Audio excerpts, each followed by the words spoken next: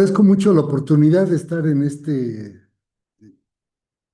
foro y poder compartir con ustedes algunas reflexiones a partir de la carta a los Efesios, que ha sido para mí pues un objeto de estudio por mucho, mucho tiempo, y que sin duda tiene mucho, mucho que enseñarnos. Eh, el curso es, yo diría, actividad, eh,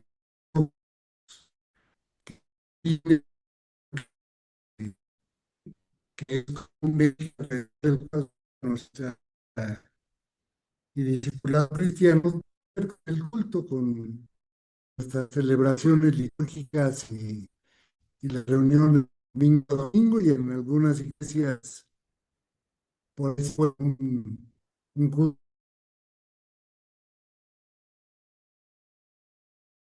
de años. Gracias.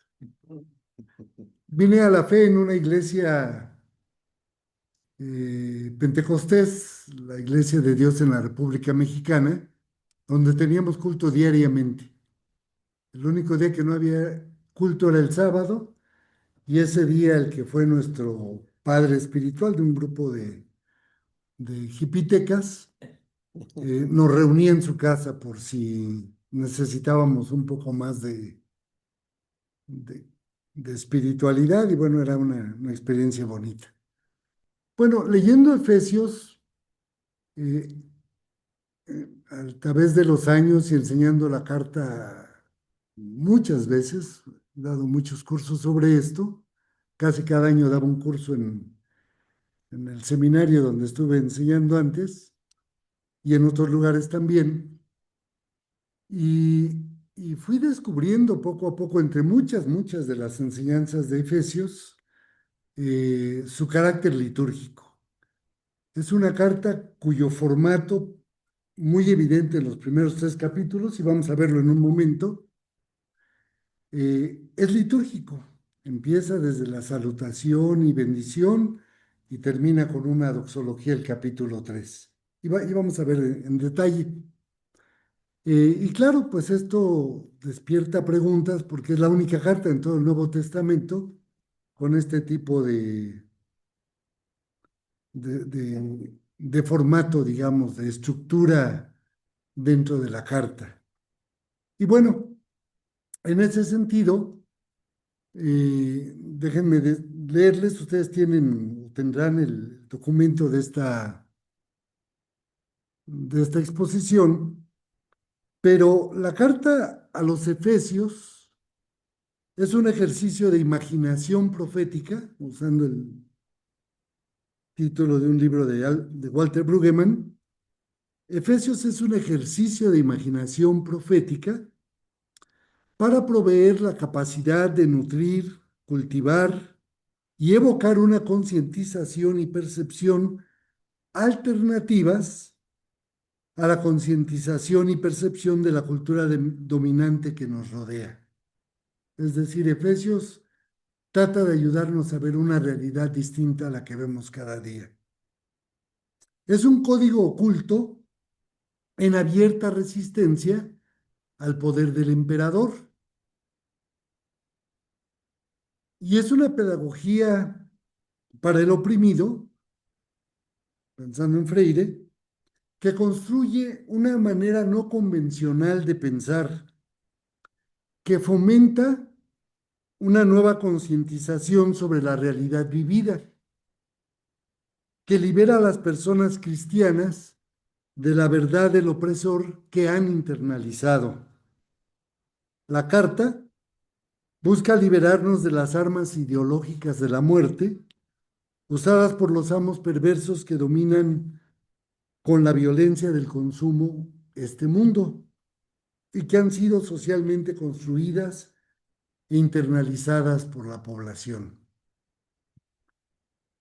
Quizá en lenguaje más humano, menos abstracto, Efesios trata de ayudarnos a mirar con los ojos de la fe la realidad que Dios quiere para este mundo y a la vez liberarnos de una realidad a la que vivimos todos expuestos y que más allá de lo que quisiéramos, hemos internalizado y apropiado como nuestra, pero que por su propio carácter de una cultura de muerte nos aleja del reino de la vida. En ese sentido, Efesios da a conocer el propósito de Dios que trae vida, justicia y shalom, paz a la humanidad y a la creación. Es una de las visiones más amplias del Evangelio que, aunque están presentes en el resto del Antiguo y Nuevo Testamentos, sin embargo, Efesios tiene la enorme cualidad de ser una carta muy condensada, en la que realmente cada versículo es como una mina de riqueza de pensamiento bíblico, teológico, y en ese sentido, pues la carta comprime, por decirlo así, doctrinas que uno encuentra en toda la Biblia, pero que aquí están muy, muy, muy apretadas, digamos. En ese sentido, para Efesios, el poder creador de la palabra de vida, o la palabra de verdad, como lo dicen Efesios 1:13, pone en jaque a las palabras oficiales y engañosas que con violencia deshumanizan y crean divisiones sociales y étnicas y que ya son parte de la normalidad de la vida bajo la sombra del imperio. El consenso que se ha manufacturado y se va manufacturando y las ilusiones necesarias que esclavizan y domestican a las sociedades libres empiezan a derrumbarse entonces y ahora ante el poder de la presencia sutil y aparentemente inocente de las buenas nuevas de Jesús. El Evangelio de Jesús ofrece recursos para liberarnos de los fetiches económicos que nos dominan, al fin de abrir la posibilidad de una existencia libre del poder de nuestros enemigos. La buena noticia se plantea como alternativa a las redes sociales, hoy día, tan plagadas de estupidez y sin sentido. No todas, pero casi. Esta nueva comprensión de la realidad que Efesios nos ofrece, y yo espero que después quieran leer la carta, empodera al pueblo cristiano a transformar la realidad oficial con el poder de la debilidad, de la no violencia. Efesios nos ofrece una visión alternativa de paz y de una praxis humilde de amor sacrificial, y con ello abre la posibilidad de que otra iglesia, otra sociedad y otro mundo son realmente posibles. Para nosotros el mensaje a los Efesios grita con voz poderosa y se sugiere como palabra pertinente a nuestras realidades de hoy. Efesios hace posible que la cautividad babilónica que sufren nuestras iglesias en Latinoamérica y el Caribe, de hecho es un fenómeno mundial, se revierta esta cautividad y que las iglesias, puedan regresar del exilio y empezar a desarraigar lo sembrado por el imperio para sembrar nuevas semillas de libertad y dignidad humanas. En particular, bueno, déjenme decir, ya lo decía, el tema central de Efesios es paz, Irene en griego o shalom en hebreo, uno de las grandes temáticas, sobre todo de los profetas, pero que están presentes en otras partes del Antiguo y Nuevo Testamento. Este tema de la paz, desde el saludo con el que abre la carta, gracia y paz a vosotros, y luego en el centro del himno de apertura, en 1:10, donde nos dice que Dios quería desde el principio poner todas las cosas bajo el señorío de Cristo y reconciliar todas las cosas bajo la cabeza que es Cristo, que es otra manera de describir la paz. Capítulo 2, la segunda parte, del versículo 11 al 22, describe la obra redentora de Jesús en términos de paz. Él vino y anunció la paz, hizo la paz. Él es nuestra paz. En Jesús se encierra ese concepto de la paz y bueno, se repite varias veces en la carta. Eh, Hacer la paz, o como Jesús dijera, ser artesanos de Shalom, que me gusta más esa posible traducción porque la palabra, la bienaventuranza, bienaventurados los hacedores de la paz, como dicen muchas de nuestras traducciones, en realidad la palabra de hacedores apunta a un artesano, a la persona que con cariño, devoción, entrega, expresa su ser a través de su obra. Y bueno, su obra es la paz, hacer la paz. Eh, Hacer la paz entonces, ser artesanos del shalom, es vivir de acuerdo al plan de Dios que pensó desde la eternidad, reunir toda su creación bajo el señorío de Jesús, su Hijo, ya lo mencionamos, y en ese sentido, hacer la paz, para hacerlo mucho más concreto, es imitar a Jesús, que es nuestra paz, que durante su ministerio hizo la paz, sellando su tarea con su muerte en la cruz, y finalmente proclamó la paz. Jesús nos reconcilió con Dios, pero también nos reconcilió con nuestro prójimo, con otras personas, y a la humanidad con la creación, porque la creación es central en el propósito de Dios para este mundo, en el propósito redentor de Dios para este mundo. Pablo mismo entendió su propio llamado y ministerio, como él lo testifica en el capítulo 3 a los Efesios, a la luz de ese plan del Padre. La vida, muerte, resurrección y ascensión de Jesús, el Señor, para Pablo es el corazón del Evangelio y tiene como propósito dar a conocer a toda la humanidad que gracias a Jesús el Mesías, todas las naciones, que es una nota paulina en todas sus cartas, todas las naciones, no solo los judíos, sin distinciones pueden formar parte del pueblo de Dios.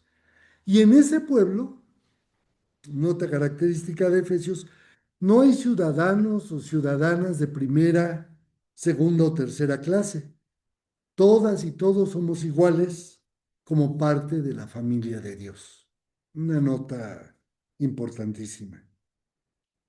En ese sentido, según Jesús, ser hacedores de la paz es una de las características de quienes le siguen en esta tierra, que se caracterizan por ser luz del mundo y actuar como él dice, la sal de la tierra. Es reflejar el carácter de nuestro Padre Dios en todo lo que hacemos, en nuestro quehacer cotidiano. Ellos que se dedican a hacer la paz serán llamados hijas e hijas de Dios. Por ello, el escritor de Efesios le recuerda a la iglesia que su vocación fundamental y tarea primordial es mantener la unidad creada por el Espíritu Santo mediante el vínculo de la paz. Recordarán Efesios 4:3. Hacer la paz es vivir cada día bajo el poder del Espíritu, no hay otra manera de hacerlo, manifestando el fruto y usando los dones que Él nos concede para ser artesanos cotidianos del shalom, de la paz. Hacer la paz es propiciar la reconciliación y mucho más. Es día a día ir hallando, hilando relaciones armoniosas entre los seres humanos y Dios. Tarea no nada fácil. Los unos con los otros y con la creación. Es, en pocas palabras, seguir la visión de lo que Dios quiere hacer en este mundo. El shalom como un concepto global del propósito de Dios. Eh, este mensaje, digamos que es de por sí muy significativo, cobra mucho más realce cuando uno lo ve a la luz de los días en que Pablo habló, en que Pablo escribió la carta, si es que fue Pablo, uno de sus discípulos, no es tan relevante el hecho, pero el punto es de que vivían los cristianos en Asia Menor, donde estaba Éfeso, en una cultura eh, que era de las culturas más entregadas, digamos, a la adoración del emperador. Ya habían pasado, digamos, unos 50 años que se había oficializado el culto al emperador, ya no solo a emperadores muertos, sino al emperador viviente. Empezó con Augusto César y después vino a ser un elemento muy contrario a la teología política de los romanos, que se resistían a ello. Después vieron la enorme utilidad que adorar al emperador como a Dios les traía en su tarea política de dominar el mundo como imperio. Y la sancionaron y dijeron, es lo mejor que podía haber pasado. Y la gente adoraba a César. La cantidad de templos, sobre todo en el Asia Menor, que se construyeron, es impresionante. Cientos de templos, a veces altares, sí, unos eran edificios, otros eran una cosita chiquita, como los que luego vemos en nuestros barrios para la Virgencita de Guadalupe, o en mi casa, donde está su casa, en la calle del Niño Jesús. En la mera esquina tengo un altar al Niño Jesús. Una vez visité tu iglesia por ahí cerquita. Eh, bueno, esos son altares, pero había también templos enormes. Y la gente, no solo por razones religiosas, sino sociales y políticas que estaban ligadas a ello, adoraba al emperador. Podían adorar otros dioses, pero César estaba en el centro de la adoración. Sabemos por el Nuevo Testamento que Diana era otra deidad que era adorada enormemente porque se llamaba ella misma la Señora de la Vida. Ella era la causa de la fertilidad en los campos, en los animales, en la vida humana, en el bienestar humano. Y bueno, la gente adoraba a Diana porque era la Señora de la Vida. Había también mucho de ocultismo, de ciencias ocultas, de adoración a los seres espirituales en Éfeso. Recordarán en Hechos 19 que muchos de los recién convertidos queman sus libros, que era una fortuna el costo de aquellos libros de ocultismo, de magia, como una renuncia visible a adorar a otro Dios que no fuera Jesús. Bueno, esa era la realidad en Éfeso. Y lo que la carta hace, lo que el autor de la carta hace, Pablo, es precisamente escribir su carta como un orden litúrgico. Y no solo el formato es litúrgico, pero en el contenido, y no nos da tiempo para adentrarnos en ello, pero el contenido de la carta va desarrollando temas que dan, digamos que socavan, que enfrentan así eh, de manera radical la ideología del Imperio Romano y muchas de las ideas alrededor de Diana, pero va, digamos así, como desmantelando toda la teología oficial de Roma para plantearnos que no hay otro Señor más que Jesús y bueno, todo lo que la carta hace. Eh, y quizá podríamos ver, ahora sí, aquí, bueno, ya lo estaban ustedes viendo, el, la estructura de la carta. Pusimos allí con letritas verdes simplemente los temas litúrgicos para que ustedes vean lo interesante que es. Abre como todas las cartas de Pablo con un saludo y una bendición. Y eso, bueno, era parte de la literatura de esa época. Lo interesante es que de inmediato eh, encontramos un himno de elogio, porque es la palabra que se usa allí en griego, como una bendición, un decir bien acerca de otro. Y claro, aquí habla del Dios Trino, de la adoración. ¿Y por qué es un himno de adoración? Y bendición al Dios Trino, nuestro Redentor, que en ese mismo contexto es una afirmación de nuestra identidad y vocación. Y ahí es donde quisiera apuntar estos elementos litúrgicos. Cómo el culto debiera ser, creo que no siempre es, y pues he vivido adorando cada domingo por lo menos toda mi vida. Eh, pero debiera ser lo que cantamos, lo que leemos, los testimonios que escuchamos, debieran ser elementos que van afirmando esa nueva identidad, esa nueva visión, esa nueva vocación que mantenga vivo el culto, el propósito de Dios para nosotros, su pueblo, y nuestra tarea en este mundo. Bueno, salutación y bendición, el himno de elogio, que bueno, uno podría pasar muchísimo tiempo nada más desmenuzando todas las lecciones de este himno de apertura. Luego viene una oración de gratitud, que Pablo dice, no solo es un acto ahora, continuamente oro dando gracias a Dios por ustedes. La gratitud como algo que desborda el culto y que es parte de la vida. Lo va a decir después en Efesios 5, cuando habla de la llenura del Espíritu Santo, y una de sus marcas es precisamente dando gracias a Dios siempre y por todo.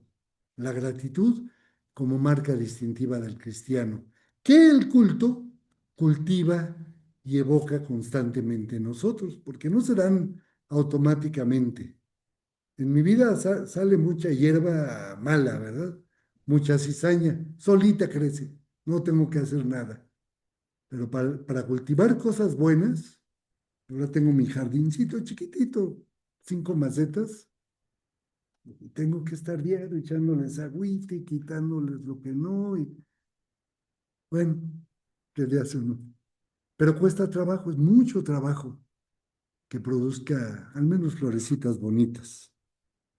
Después de la oración de gratitud, viene la intercesión por el pueblo de Dios, una intercesión riquísima donde nuevamente Pablo pide tres cosas fundamentales para la iglesia, una de ellas la esperanza, una nueva visión para la vida. Y Éfeso, o los Efesios, era una de las iglesias donde Pablo invirtió más tiempo. Hubo iglesias como la de Tesalónica, que estuvo 2, 3 semanas, tuvo que salir corriendo, en parte porque había persecución, y así luego mandaba a sus asociados, a Timoteo, a quien pudiera, y las iglesias iban creciendo. La iglesia de Éfeso, Pablo dedicó casi 3 años a estar con ellos. Entonces uno podría decir que es una de las iglesias más nutridas, mejor atendidas, no que los otros no lo hicieran, pero que Pablo personalmente les dedicó tiempo. Y sin embargo, esta iglesia, después de fundada y desarrollada, que no la fundó Pablo, por cierto, eh, les escribe una carta de las más ricas, digamos, teológica, bíblicamente, y les recuerda cosas que uno pensaría básicas, pero que necesitan mantener vivas, esa imaginación profética, esa pedagogía del oprimido, ese mirar la realidad con los ojos de Dios y no con los ojos de nuestra sociedad, para poder levantarnos a vivir a la altura de nuestra vocación. Palabras de Efesios 4. Himno, oración, intercesión. Luego viene el mensaje de la revelación, que Pablo describe el Evangelio como un misterio, o sea, varias veces la palabra del misterio del Evangelio. Y Pablo ahí lo abre, lo descubre, corre el velo para que podamos entender el corazón de ese Evangelio, que es la reconciliación, ya lo mencionamos. Todo esto por el poder creador de Dios que opera en nosotros.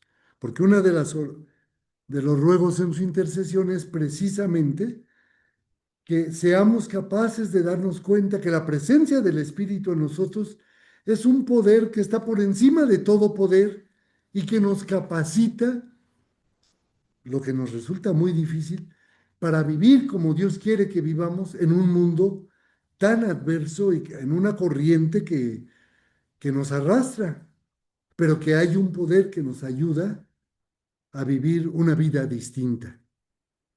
Esa es la fuerza, ¿verdad?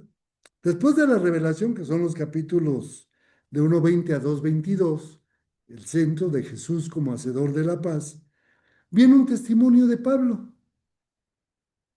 donde él dice, bueno, esto que es el plan de Dios que canté en el primer himno, que cantamos en el primer himno, es lo que norma mi ministerio. Mi ministerio no está normado por una sociedad de consumo del espectáculo, como hoy día mucha gente, hasta se ríe la gente. Pero hoy día mucha gente va normando sus modelos de ministerio con nuestra sociedad de consumo, de los influencers, de todas esas cosas que hoy día para mucha gente son ídolos de barro, pero ídolos al fin y al cabo. Pablo dice, mi ministerio se ha ido formando en mi predicación y lo que hago y digo a la luz del propósito de Dios. Si Dios quiere hacer la paz en el mundo y quiere reconciliarnos a todos, ahí es donde yo estoy. Y da su testimonio de cómo realiza su ministerio. Vuelve a una segunda oración de intercesión y al final del capítulo 3, riquísima, extraordinaria. Ojalá y pudieran ustedes adentrar en cada uno de estos porque es verdaderamente impresionante. Intercede por esa conciencia del poder de Dios que va transformando nuestro ser interior. Que Cristo se forme en ustedes por el poder de su Espíritu, para que sean capaces de comprender cuál es la anchura, la profundidad, la altura, la densidad del amor de Dios, fíjense, dice, que puedan entender lo que sobrepasa todo conocimiento. Así medio paradójico, pero es una forma de expresar que hay tanto que comprender de ese amor que Dios nos tiene y que sin embargo Él está consciente, escapa de nosotros. Bueno, y finalmente la doxología cierra, por decirlo así, el culto con un acto doxológico. Eh, a Él sea la gloria por los siglos de los siglos. Una vida orientada a dar a Dios en todo lo que hacemos, en todo lo que somos, la gloria por lo que Él es, por lo que está haciendo en este mundo. La segunda parte, y hay quienes, por ejemplo, entre los comentarios que hay de Efesios, dicen es la parte doctrinal y la parte práctica, ética. Es una diferencia medio superficial. Eh, en realidad, si me ponen ahí, bueno, viene un pasaje clásico, muchos, yo lo prediqué no sé cuántas veces, el llamado de Dios a mantener la unidad.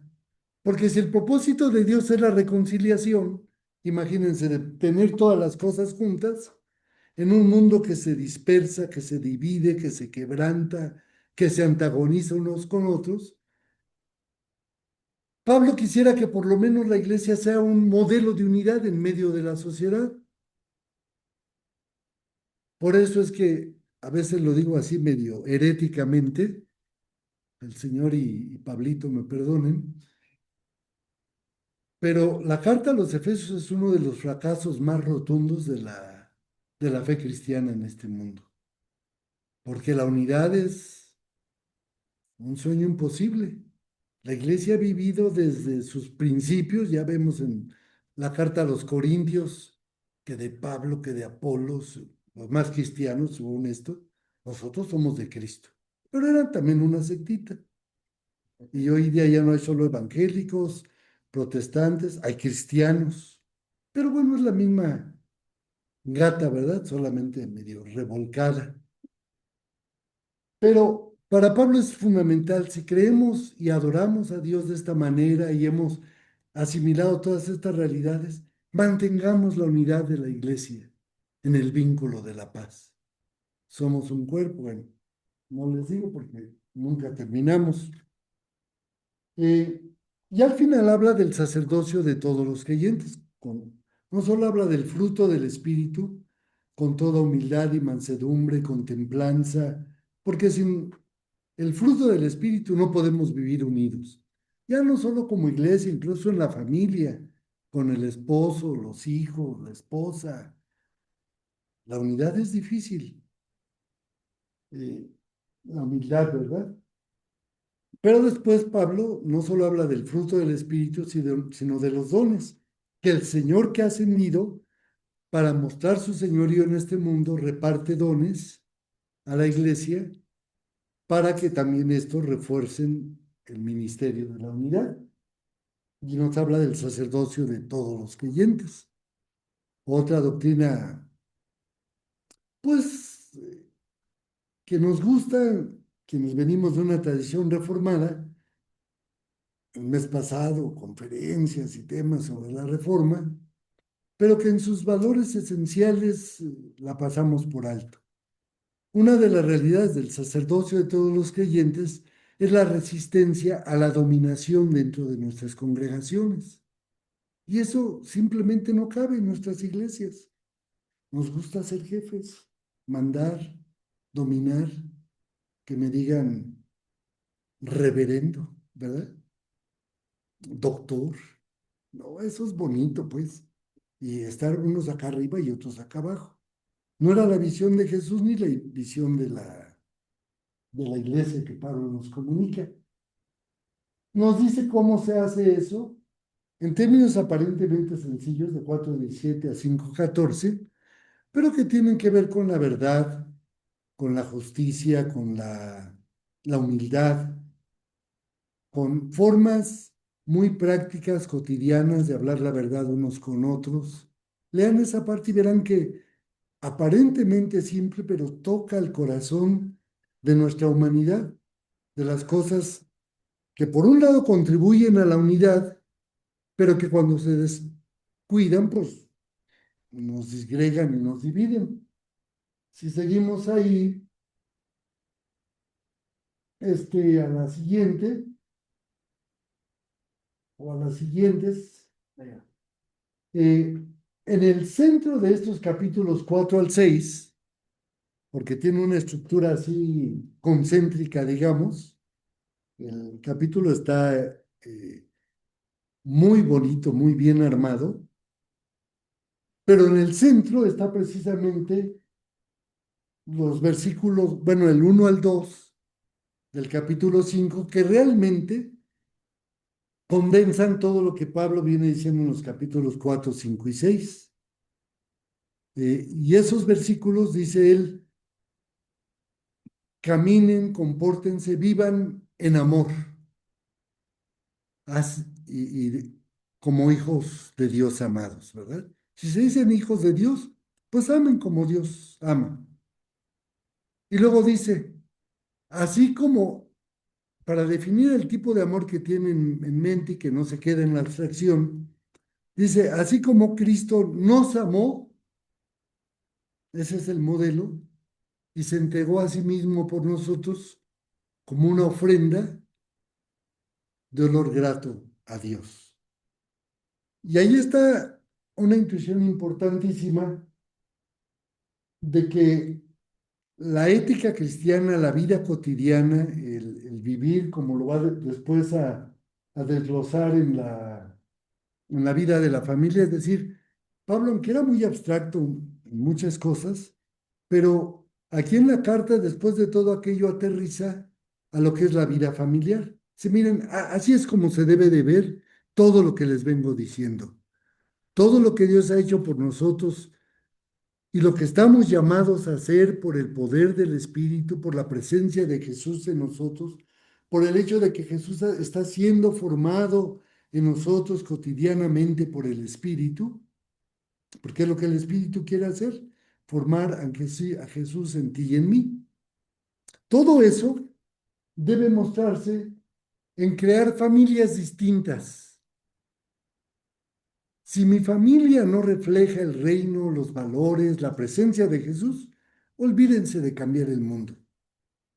Si no puedo cambiarme a mí mismo, mi familia, ¿qué esperamos? La iglesia es un mundo más complejo. Pero él plantea la tarea cotidiana de edificar una familia alternativa por el poder del Espíritu, con una ética familiar y laboral distinta, de servicio y sumisión mutuas. Eh, en términos de relaciones de reciprocidad, mutualidad y corresponsabilidad. Allí Pablo, aunque parece que es muy conservador, y hay mucha gente que ha comentado la carta que dice, se quedó corto. algunas de las feministas más destacadas dicen, no, ese Pablo se quedó en el patriarcalismo. ¿Cómo que la mujer se somete al marido? Que nos gustan las bodas, bueno, esto, mujeres sométanse a sus maridos como al Señor y órale, obedezcan, ¿no? Pero se nos olvida que Pablo dice, someteos unos a otros en el temor de Cristo.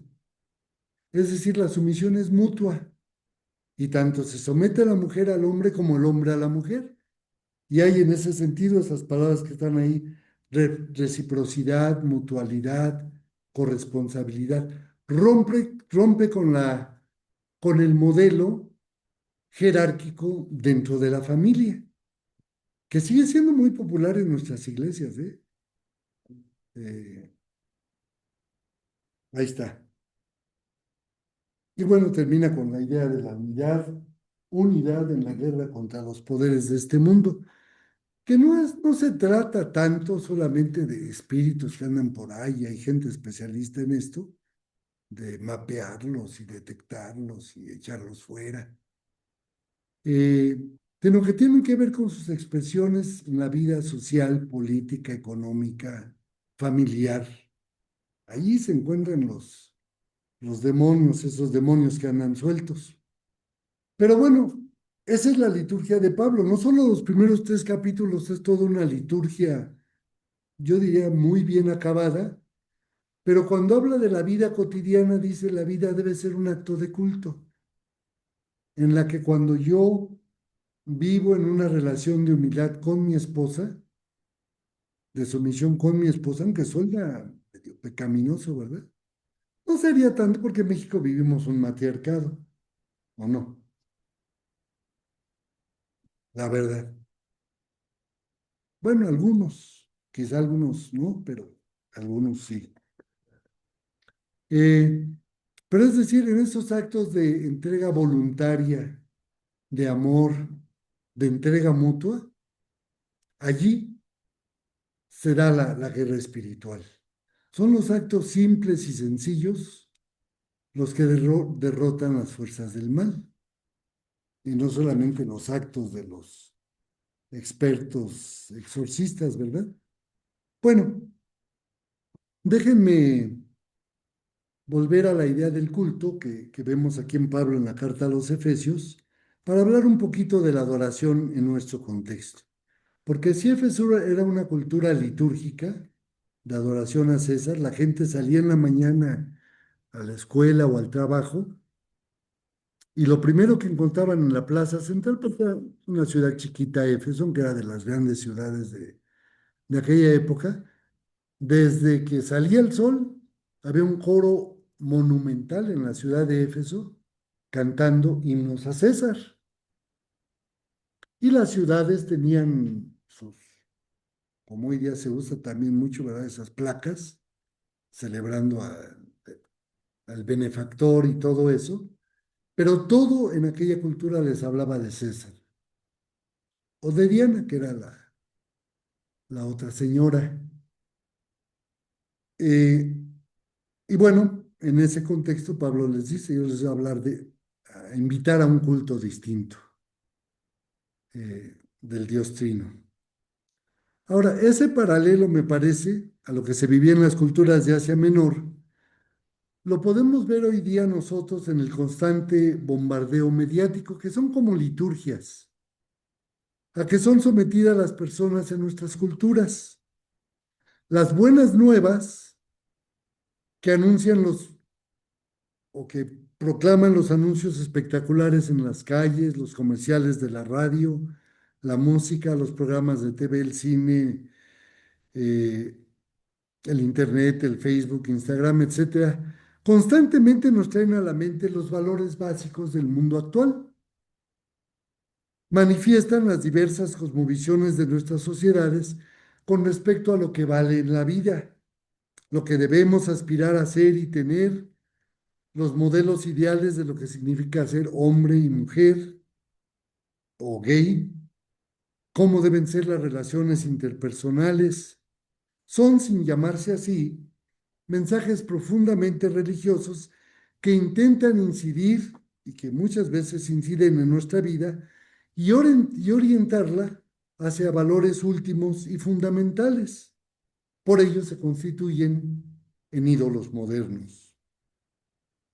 Eso es lo que hace la globalización o americanización en nuestras sociedades hispanoparlantes y en el resto del mundo, donde el imperio en turno también incide en los marcos más íntimos de nuestra conciencia y va deformando nuestra identidad, valores y metas últimas para la vida.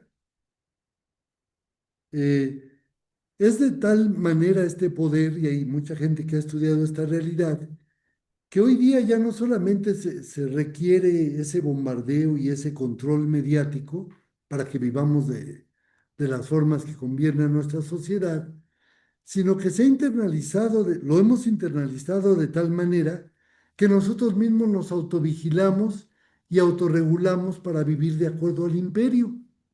Quizá no siempre estamos conscientes de ello, pero sucede y se ha documentado muy bien. En ese sentido, Efesios, como ya vimos, nos plantea una forma distinta de vida. Nos plantea una visión de lo que Dios quiere hacer en este mundo y de cómo nos convoca a ser parte de ese proyecto en nuestro diario vivir.